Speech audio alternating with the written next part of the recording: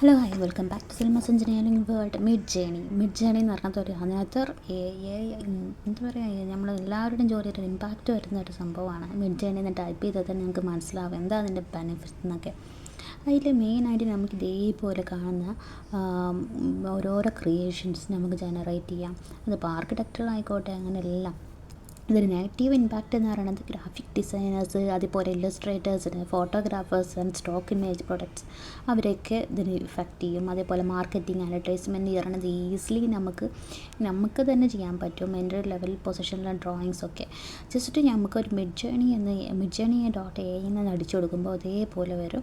ഇതിൽ mid journey എന്ന് പറയുന്നത് വളരെയധികം ആൾക്കാർ യൂസ് ചെയ്യുന്നത് തന്നെ ഒരു 3D ഇമേജൊക്കെ ജനറേറ്റ് ചെയ്യാൻ വേണ്ടിയിട്ടൊക്കെ ആൾക്കാർ യൂസ് ചെയ്യുന്ന ഒരു സോഫ്റ്റ്വെയറാണ്. സോ ഒരു AI ടൂൾ എന്ന് പറയാം അതിനെ. നമുക്കിതിൽ എക്സ്പ്ലോർ ചെയ്യാം, ക്രിയേറ്റ് ചെയ്യാം, എഡിറ്റ് ചെയ്യാം, പേഴ്സണലൈസ് ചെയ്യാം, അങ്ങനെ ഒരുപാട് ഓപ്ഷൻസ് അവൈലബിൾ ആണ്. ലോട്ട് ഓഫ് പിക്ചേഴ്സ് പ്രോംപ്റ്റ് കൊടുത്താൽ അതിനനുസരിച്ചിട്ട് നമുക്ക് തരും. ഇപ്പോൾ ഏതെങ്കിലും ഒരു പ്രൊഡക്റ്റിൻ്റെ ബ്രാൻഡിൻ്റെ ഒരു അഡ്വർടൈസ്മെൻ്റ് ആണെങ്കിൽ കൂടെ നമുക്ക് ആ ഒരു ബ്രാൻഡിൻ്റെ ഇമേജ് ഇതിൽ കൊടുത്താൽ നമുക്ക് കൊടുക്കുന്ന പ്രോംപ്റ്റിനനുസരിച്ചിട്ട് അതവർ മാറ്റിത്തരും. സോ ഇതേപോലെ ഒരുപാട് ഇമേജസ് നമുക്ക് കാണാൻ സാധിക്കുന്നില്ലേ. ഇതൊക്കെ ഓരോരുത്തർ ക്രിയേറ്റ് ചെയ്ത് വെച്ചതാണ്. അതിൽ ജസ്റ്റ് ജോയിൻ ചെയ്യാം. ജോയിൻ പറഞ്ഞാൽ ലോഗിൻ ചെയ്തിട്ട് നമ്മൾ ചെയ്യാം. നമുക്ക് വേണ്ട ക്രിയേഷൻസ് എന്താണോ, പ്രോംപ്റ്റ് എന്താണോ അത് കൊടുക്കുക. നമ്മൾ ഗൂഗിളിൽ തന്നെ സൈൻ ഇൻ ചെയ്യുക. അതിനുശേഷം നമുക്ക് ഒരു ഇത് വരും. ആ ഒരു പ്രോംപ്റ്റിൽ നമുക്ക് വേണ്ടി ചൂസ് ചെയ്യാം ഏതാണ് വേണ്ടതെന്ന് വെച്ചാൽ അത്. സോ ഇതിൽ എക്സ്പ്ലോർ ചെയ്യുക, ക്രിയേറ്റ് ചെയ്യുക, എഡിറ്റ് ചെയ്യുക, പേഴ്സണലൈസ് ചെയ്യുക എന്നൊക്കെ ഞാൻ പറഞ്ഞു. ഒരുപാട് ഓപ്ഷൻസ് അവൈലബിൾ ആയിട്ട് വരുന്നുണ്ട്.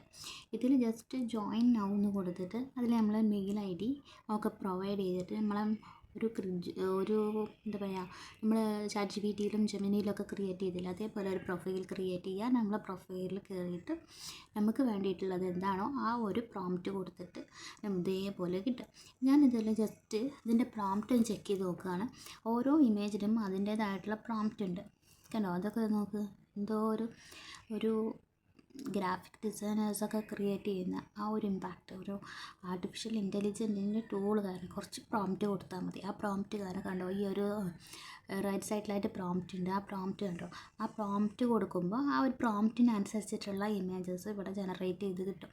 വളരെ സിമ്പിളായിട്ട് നമുക്ക് ചെയ്യാം. അതേപോലെ തന്നെ നല്ല ബ്യൂട്ടിഫുള്ളായിട്ട് നല്ല ഇമേജ് ക്വാളിറ്റിയിൽ നമുക്കതിനെ കിട്ടും. ഇതിൽ അപ്ഗ്രേഡ് വേർഷൻ ഉണ്ട് കേട്ടോ. അപ്ഗ്രേഡായിട്ട് നമുക്ക് ചെയ്യാം, പേയ്മെൻറ്റ് ചെയ്തിട്ട് നമുക്ക് ചെയ്യാം.